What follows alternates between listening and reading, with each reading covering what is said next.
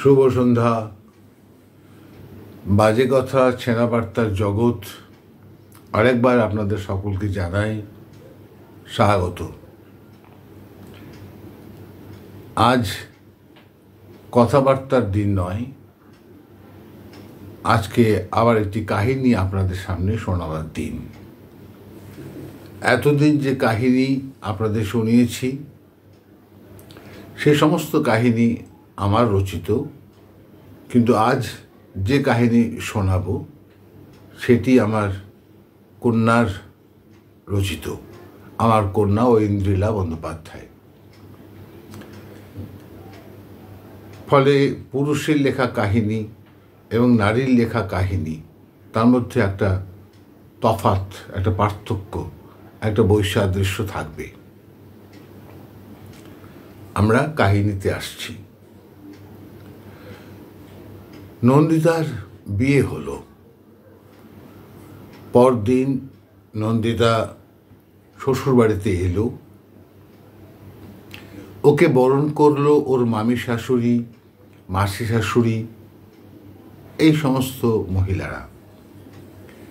নন্দিতার সাথে তার শাশুড়ির চাক্ষুষ সাক্ষাৎ ঘটল না।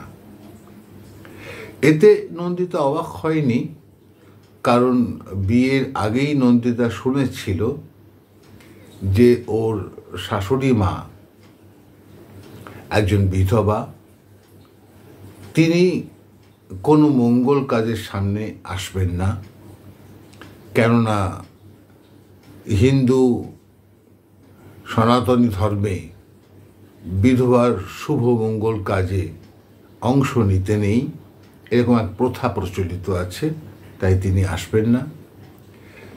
তাঁর সাথে ওর দেখা হবে একেবারে ফুলশয্যার পরের দিন, অর্থাৎ বিবাহ কার্য সম্পূর্ণ সমাধা হলি।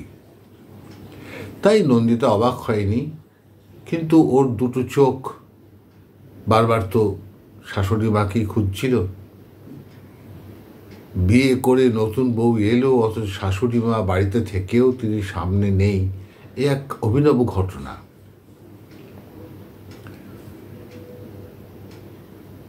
আসলে নন্দিতার সাথে বিয়ে হয়েছে মলয়ের। এই বিয়েটা প্রায় হতো না।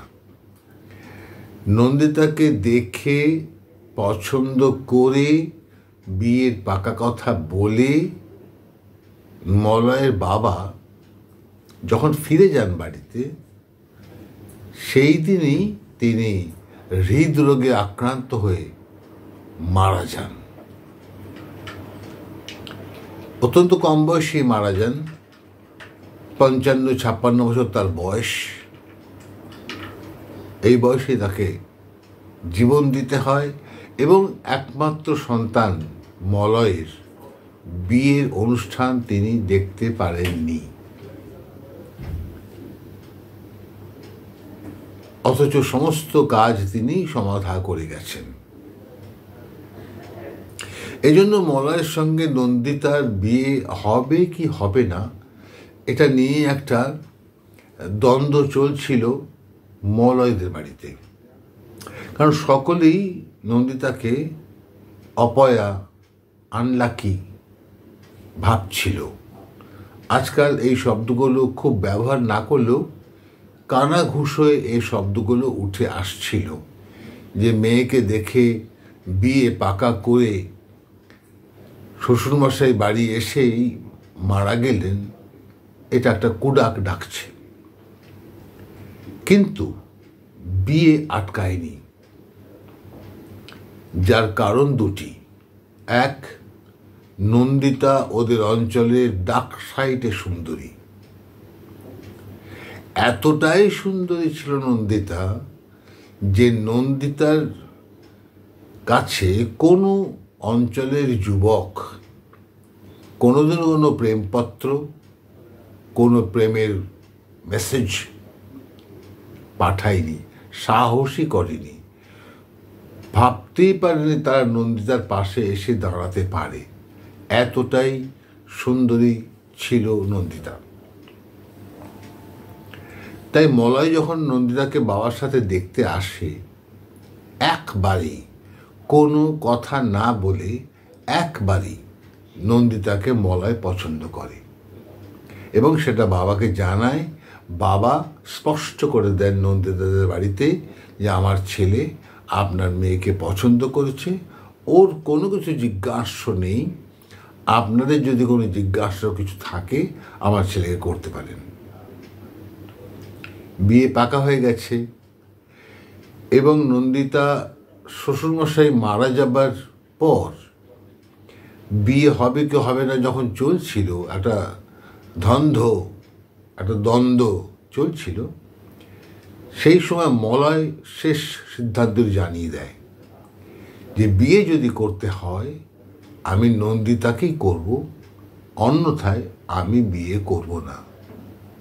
আমি নন্দিতাকে কোনো আনলাকি, অপয়া এসব ভাবতে রাজি নই। আজকের যুগে এইসব কথার কোনো অর্থ হয় না।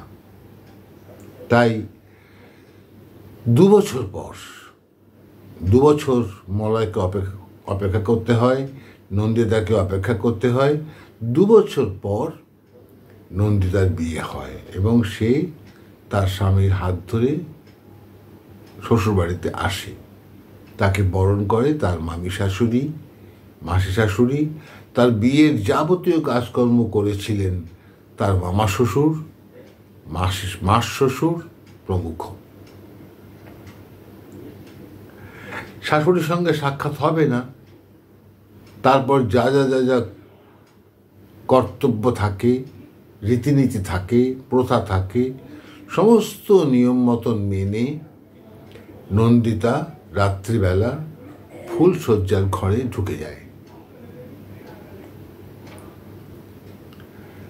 যেহেতু নন্দিতা একটি উচ্চ মাধ্যমিক স্কুলের শিক্ষিকা, সেই স্কুলের প্রাথমিক বিভাগের শিক্ষিকা, তাই প্রাথমিক স্কুল বা প্রাইমারি স্কুল সকালের স্কুল, সরকারি চাকরি, সেই সকালের স্কুল বলেই নন্দিতার খুব সকালে ওঠা অভ্যেস।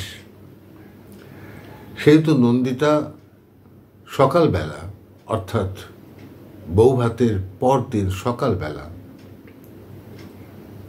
বেশ সকালে উঠেছে, বাথরুমে গিয়েছে, অ্যাটাচে বাথরুমে গিয়ে চোখ মুখ ধুয়ে দরজা খুলে নন্দিতা বেরিয়েছে। 2 পা এগোতেই যার সামনে গিয়ে নন্দিতা দাঁড়িয়েছে তিনি ওর শাশুড়ি। এই প্রথম শাশুড়িকে নন্দিতা চাক্ষুষ করল। আর শাশুড়িকে দেখা মাত্র নন্দিতার সমস্ত অহংকার, অহমিকা, সুন্দরী হবার গর্ব, গরিমা ধূলিসাৎ হয়ে গেল। নন্দিতার শাশুড়ি মা স্নান করেছেন, তাঁর চুল খোলা, চুলের আগা একটা গিট বাঁধা, তিনি ডিপ ব্রাউন রঙের পাড় দেওয়া একটি থান পরেছেন, কানে কোনো অলংকার নেই, গলায় কোনো অলংকার নেই, হাতে কোনো অলংকার নেই, কিচ্ছুটি নেই। এইভাবে শাশুড়ির একেবারে মুখোমুখি। শাশুড়ির ছবি সে ইতিপূর্বে দেখেছে। ওর মা টেলিফোনে শাশুড়ির সাথে বিয়ের আগে কথাও বলেছেন।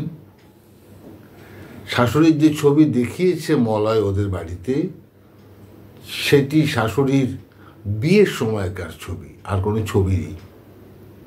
তা সেই সময় বয়স কম ছিল, বিয়ের সাজে সমস্ত মেয়েকেই সুন্দরী লাগে, দেখেছে আমার শাশুড়িকে বিয়ের দিন খুব সুন্দরী লাগছিল।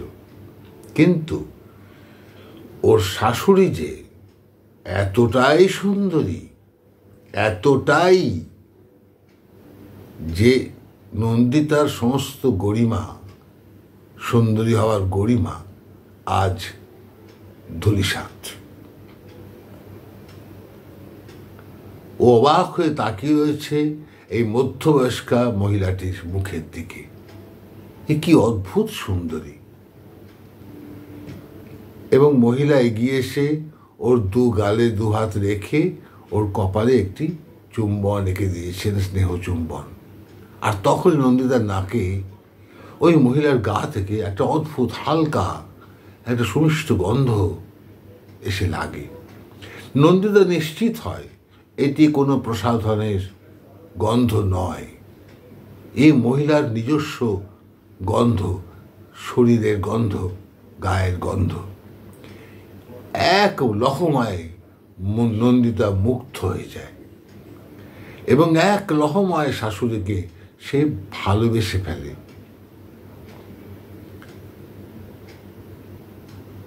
একটি মধ্যবয়স্ক মহিলা যে তার থেকেও এত সুন্দরী দেখাতে পারে এটা কল্পনাও করেনি।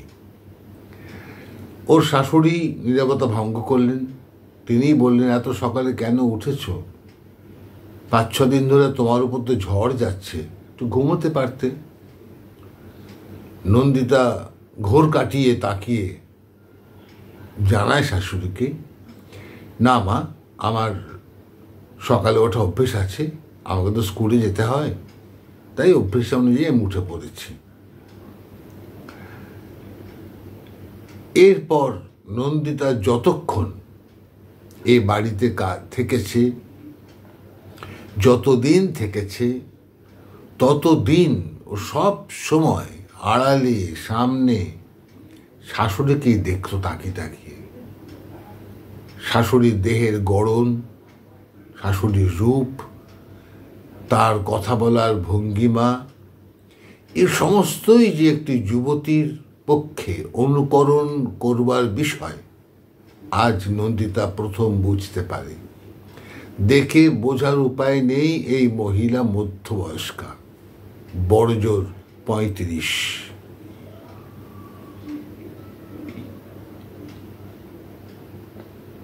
বিয়ের বেশ কিছুকাল পরে মলয়কে একদিন ডেকে নন্দিতা বলেছে যে আমি অবাক হয়ে যাচ্ছি যে তোমার মা এত কম বয়স, উনি বিধবা হয়েছেন, তোমরা এটা মেনে নিচ্ছ কি করে যে মহিলার কানে দুটো দুল নেই, গলায় একটা সরু চেনও নেই? এতটা নিরাভরণ করে তোমার মাকে রাখো কি করে?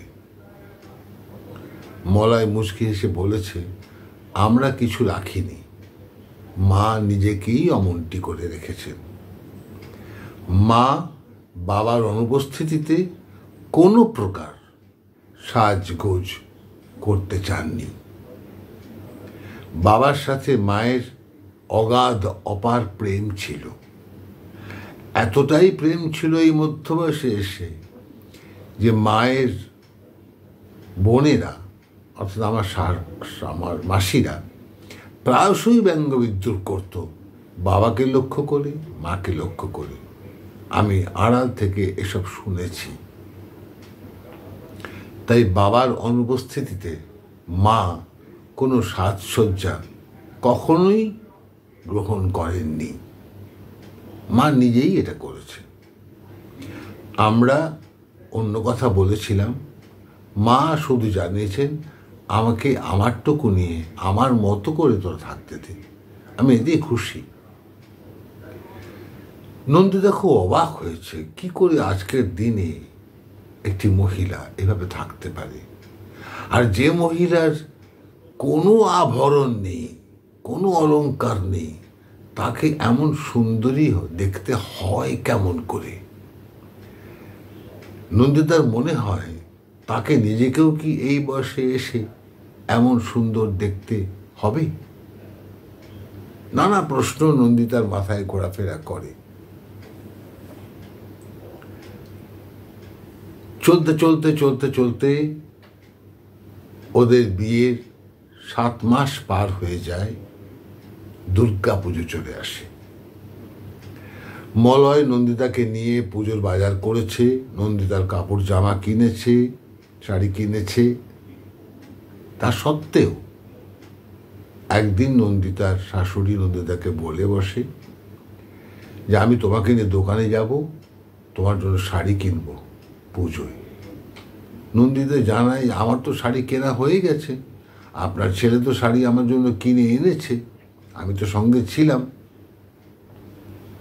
শাশুড়ি জানায় সে তো পুজোর শাড়ি কিনেছে তোমার জন্য, পুজোর নয়, আমি তোমার জন্য যে শাড়িটি কিনবো তা পরে তুমি দেবী বরণ করতে যাবে।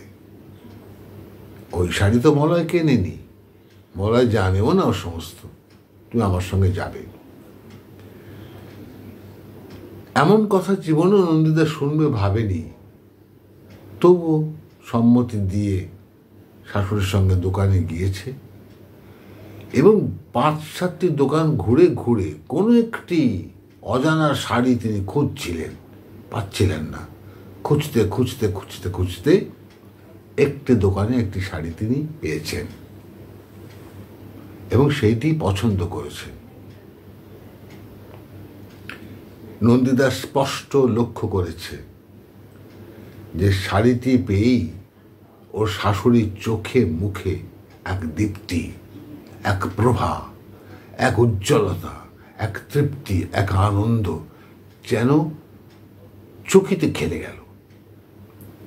শাড়িটি দেখে নন্দিতার কেমন চেনা চেনা লেগেছে, আবার অচেনা অচেনাও লেগেছে।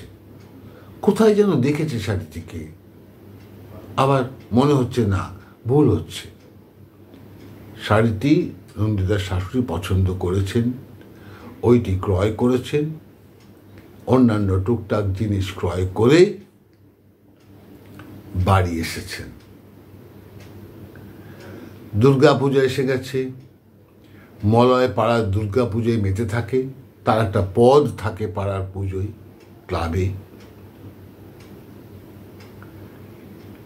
দুর্গাপুজোয় ঘোষণা হয়েছে, পুজো কেটে যাওয়ার পর ঘোষণা হয়েছে যে কখন দুর্গা প্রতিমা নিরঞ্জন হবে, ফলে কোন সময় থেকে কোন সময় পর্যন্ত দেবী বরণের সময়, এই সমস্ত নির্ধারিত হয়েছে। তারই নির্ঘণ্ট নন্দিতাও দেখেছে, নন্দিতার শাশুড়িও দেখেছেন, মলয়ও দেখেছে। মলয় জানিয়ে দিয়েছে নন্দিতাকে, তুমি এবছর তো প্রথম আমাদের দুর্গাপুজোয়, আগে ভাগে চলে যেও বরণ করতে, তুমি কিন্তু এবছরের সেলিব্রিটি ওখানে, কারণ তুমি আমাদের পাড়ায় নবাগতা। সব ঠিকঠাক। নন্দিতার শাশুড়ি দুপুর বেলায় খেয়ে উঠে নন্দিতাকে নিয়ে তার ঘরে গিয়ে বসিয়েছেন খাটে, তুমি বসো, আজ তো মায়ের নিরঞ্জন, তাকে তো বরণ করতে হবে। আমি তোমার জন্য যে শাড়িটি কিনেছি ওইটি আজ তোমায় উপহার দেব, আমি তো কিনে এনেছি, আজ উপহার দেব। আরও কিছু জিনিস তোমাকে উপহার দেব আজ। নন্দিতা বসে আছে অধীর আগ্রহে, কি বলতে চায় শাশুড়ি, কি বলতে চায়। শাশুড়ি যখন কথা বলেন, নন্দিতা বেশি কথা বলে না, কারণ নন্দিতা জানে শাশুড়ি কথা বললে তার কথা বলার যে ধরন তা এত সুমিষ্ট, নন্দিতার মনে হয় ও কথা বললে রসভঙ্গ হয়ে যাবে, তাই চুপ করে শুধু শোনে। নন্দিতার শাশুড়ি আলমারি খুলে লকার থেকে কিছু অলংকার বের করে নিয়ে আসে। অলংকারগুলো ছকছক করছে একদম এবং আধুনিক ডিজাইনের। সেগুলি নন্দিতার সামনে মেলে ধরে এবং বলেন, এগুলো আমার বিয়ের গয়না। নন্দিতার বিশ্বাসই হয় না যে এই ডিজাইনের গয়না আমার শাশুড়ির বিয়ের সময়কার হয় কি করে, আর এত চকচকে বা করছে কি করে। মনে মনে ভাবে হয়তো পলিশ করেছেন, কিন্তু এই ডিজাইন। আবার মনকে প্রবোধ দেয় হয়তো অর্ডার দিয়ে বানানো, ডিজাইন করে দেওয়া হতে পারে। কিন্তু এই অলংকারগুলো যখন বাক্সটি খোলেন নন্দিতার শাশুড়ি, নন্দিতা দেখে শাশুড়ির চোখে মুখে আবার সেই বিদ্যুল্লতা খেলছে। শাড়ি কেনার সময় যে ঔজ্জ্বল্য, যে প্রভা, যে ঝিলিক সে তার মুখে দেখেছিল, আবার সেই ঝিলিক। যত্নে, একেবারে সযত্নে, হাত বুলিয়ে বুলিয়ে প্রতিটি অলংকার তিনি বাক্স থেকে বের করছেন আর বলছেন, আজকে তুমি এগুলো পরে দেবী বরণ করতে যাবে, এগুলো আমি তোমাকে উপহার দিলাম আজ, এই প্রথম পুজো তুমি এ বাড়িতে। নন্দিতা চুপ করে তাকিয়েছিল। শাশুড়ি একটি একটি একটি একটি করে অলংকার নন্দিতাকে পরিয়েছেন, কানে, গলায়, সর্বত্র, হাতে। কোনো আপত্তি করেনি নন্দিতা, কোনো বিরুদ্ধতা করেনি নন্দিতা, চুপ করে মুগ্ধ হয়ে সেই অলংকারগুলো পরে গিয়েছে। যদিও নন্দিতা অলংকার পরা পছন্দ করে না, তবু চুপচাপ। যখন অলংকার পরানো শেষ, এবার নন্দিতাকে বলেছেন, তুমি শাড়িটা পরে এসো, কেমন লাগছে দেখি। এবং নন্দিতা দেখতে পাচ্ছে যে বউ ভাতের পরের দিন যে সকালবেলা শাশুড়িকে সে সাক্ষাৎ করেছিল, সেই দিন তার মনে যে, তার মুখে যে উজ্জ্বলতা ছিল, আজ তার থেকে অনেক বেশি। এক অন্য রকম, এক অন্য মাত্রা, এক অন্য নারী। নন্দিতা শাড়িটি পরে সেজে গুজে এসে দাঁড়িয়েছে, মুগ্ধ তাকিয়ে আছে নন্দিতার শাশুড়ি নন্দিতার দিকে। নন্দিতা এসে শাশুড়িকে প্রণাম করে, বলে, আপনি কি জানেন আজকে শুধু প্রতিমা নিরঞ্জনের দিন নয়, আজকে আমার জীবন একটা বিশেষ দিন। কি বিশেষ দিন মা? আজ আমার জন্মদিন। মলয়ও জানে না। তাই নাকি? তো খুব আনন্দের কথা। নন্দিতা বলে, আনন্দের কথা অবশ্যই। আপনি আমাকে এত উপহার দিয়েছেন, এটা আমার দেবী বরণের জন্য শুধু নয়, এটা আমার জন্মদিনের উপহার। কিন্তু মা, রিটার্ন গিফট দিতে হয়, আর রিটার্ন গিফট দেওয়ার তো আমার কিচ্ছু নেই। রিটার্ন গিফট তো আমাকে দিতে হবে, তার মধ্যে একতরফা তো উপহার গ্রহণ করতে নেই। নন্দিতার শাশুড়ি বললেন, তুমি ছোট, তুমি কেন আমাকে উপহার দেবে? না মা, আমাকে দিতেই হবে। আপনি শুধু শপথ করুন, অঙ্গীকার করুন, আমার উপহার আপনি গ্রহণ করবেন। আমি এতদিন আপনাকে কিচ্ছু বলিনি, কোনো আবদার করিনি, কোনো কিছু বলিনি। আজ আমার এইটি আবদার। আমি আপনাকে রিটার্ন গিফট দেব এবং আপনাকে তো গ্রহণ করতে হবে। শাশুড়ি বাধ্য হয়। আহা, জন্মদিনের নতুন বউ, তার জন্মদিন, আজ দেবী নিরঞ্জনের দিন বলেছে, কথা রাখা যেতেই পারে। তিনি প্রতিশ্রুতি দেন, ঠিক আছে, আমি তোমার কথা রক্ষা করব, বল তুই কি উপহার আমায় দেবে? নন্দিতা জানায়, যে পোশাক আমি পরে আছি, যে শাড়ি আমি পরে আছি, যে অলংকার দিয়ে আপনি আমাকে সাজিয়েছেন, আমি আপনাকে সাজাতে চাই। নন্দিতা শাশুড়ি তীব্র প্রতিবাদ করেন, কিন্তু সুমিষ্ট তীব্র প্রতিবাদ। কিন্তু নন্দিতা আজ শুনবার পাত্রী নয়। সে স্পষ্ট বলে, আপনি আমাকে প্রতিশ্রুতি দিয়েছেন, শপথ করেছেন, আমার উপহার আপনি গ্রহণ করবেন। আমি আপনাকে আজ 7 মাস দেখছি, 7টা মাস আমি আপনাকে কাছ থেকে দেখেছি। আমি যা বুঝতে পেরেছি, তাতে করে আমি জানি এই সাজসজ্জা আপনার প্রাণ প্রিয় সাজসজ্জা, যা আপনি জোর করে ত্যাগ করে বসে আছেন। আমি আপনাকে পাকাপাকিভাবে পড়তে বলছি না, কিন্তু আজ প্রতিমা নিরঞ্জন আপনি আমার সঙ্গে বরণ করতে যাবেন। নন্দিতার শাশুড়ি বলে, আমি প্রতিমা বরণ ছেড়ে দিয়েছি মা। তোমার শ্বশুরমশাই যে বছর মারা গেলেন, তারপর থেকে আমি আর যাই না। কিন্তু আজ যাবেন, আপনি আমার সঙ্গে যাবেন। এটা আপনার পুত্রবধূর আবদার। তার জন্মদিন আজ, নয়তো তার অমঙ্গল হবে, তার অশুভ হবে। নন্দিতার সঙ্গে শাশুড়ি পেরে ওঠেন না, না পেরে উঠতে চান না। এই অলংকার, এই আভরণ, এই বেশভূষা তিনি পড়তে চাননি, না পড়তে চাননি এমনটা নয়, কোথায় এক সুপ্ত বাসনা তার মধ্যেও সক্রিয় ছিল। নন্দিতা অনেক বাদানুবাদের পর বাধ্য করে শাশুড়িকে সাজাতে। একটি একটি করে অলংকার দিয়ে নন্দিতা পেয়ে শাশুড়িকে সাজায়, শুধু বাদ থাকে সিঁদুর, শাখাপলা। সে স্পষ্ট বলে, আপনার সংস্কারে আমি হাত দেব না, ওটা আপনার সংস্কার, কিন্তু এই সাজসজ্জা আজ আপনাকে করতে হবে। আর আমি আপনাকে নিয়েই দেবী বরণ করতে যাব, তবে পাড়ায় নয়।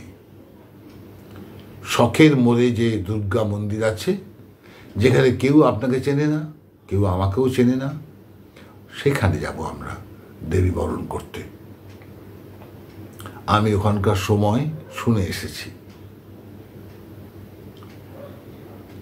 মাকে, শাশুড়ি মা তাকে সে সাজিয়ে তোলে এবং মুগ্ধ হয়ে তাকিয়ে দেখে যে কি অপূর্ব রূপ তার শাশুড়ির। মলয় পাড়ার পুজোর প্যান্ডেলে ছিল, প্রতিমা বরণ শুরু হয়ে গেছে, কিন্তু এখনো নন্দিতা আসেনি।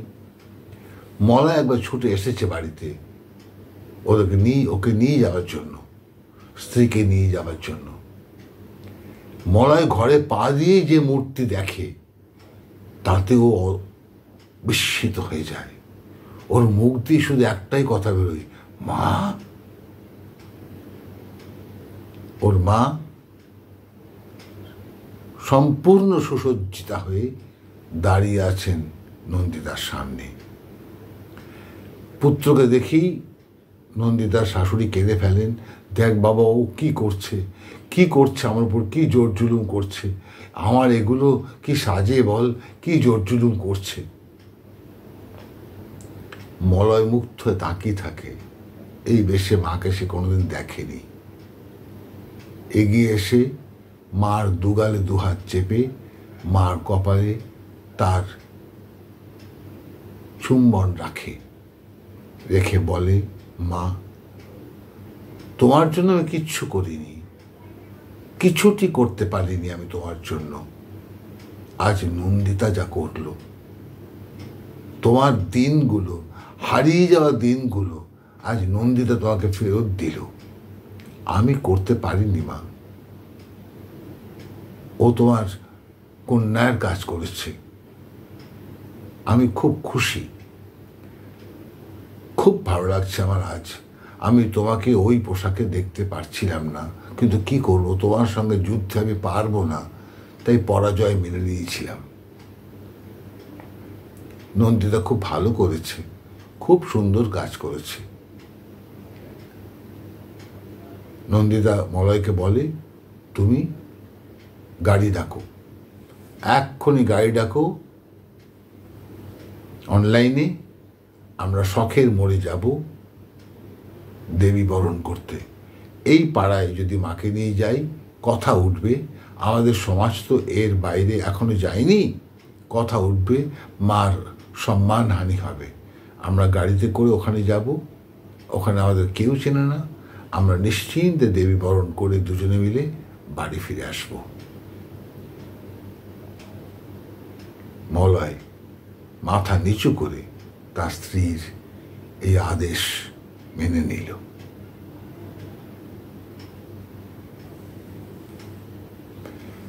শুভরাত্রি। এই ছিল আমার কন্যার রচিত কাহিনী। আজকের মতো বিদায় নিচ্ছি। যদি ভালো লাগে কমেন্ট করবেন, লাইক করবেন, শেয়ার করবেন প্লিজ। আর যদি সাবস্ক্রাইব করে না থাকেন, সাবস্ক্রাইব করবেন, কারণ আপনার সাবস্ক্রাইব করা আমার পক্ষে উৎসাহের বিষয়, আপনার লাইক করা আমার ক্ষেত্রে উৎসাহের বিষয়। নমস্কার।